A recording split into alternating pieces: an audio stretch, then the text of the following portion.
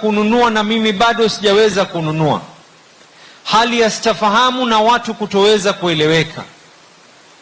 Ndio ukaona Your Excellency watu wakiinuka kila mmoja na mshangao wa aina tofauti tofauti.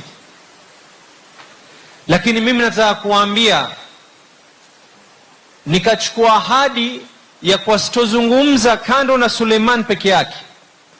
Nitazungumza kwa niaba ya wale walikuwa katika Mzizima. Nitazungumza kwa niaba waliokuwa katika Likoni. Kama hii leo nasema ya kwa nitazungumza kwa niaba ya Wachuda, Changamwe, Khadija na maeneo yote zile project ambazo kwamba county inataka kufanya. Na peana uhakikisho hapa, Your Excellency, as the CEO of the county government of Mombasa, the new projects zile ambazo tutaweka sahihi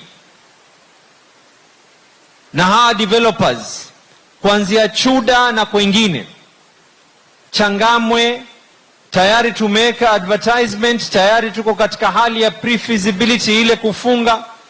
We are not signing anything until those developers go hand in hand with the affordable housing policy so that tuweze kwenda sambamba.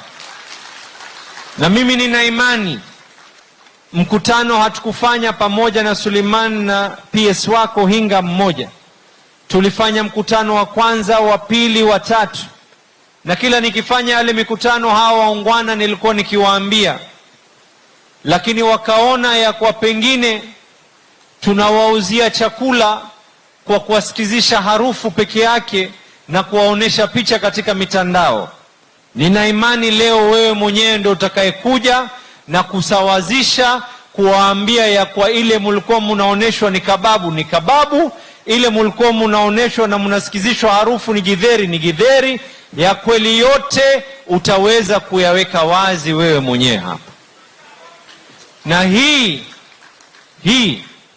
ndio msimamo ambao kwamba ni wa viongozi wa Mombasa. We want a unity of purpose.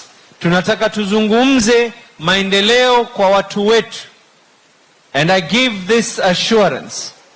Watu wa Khadija, watu wa Changamwe, watu wa Chuda, watu wa zile estate zote nyingine tutakazozifanya. Mimi najua hizi estate tatu, Your Excellency, ziliwekewa sahihi kabla affordable housing policy to be in place. So yes, we have Buxton, we have Mzizima na Likoni. Na mimi nina imani ya kwa you will give that declaration here as I am giving an equal declaration, Your Excellency, ya zile maeneo mengine yote. We will be able to work hand in hand with the affordable housing policy ili watu wetu waweze kufaidi katika nyumba ambazo zitakuwa ni rasilimali sio yao peke yao, lakini watoto wao na wajukuu wao.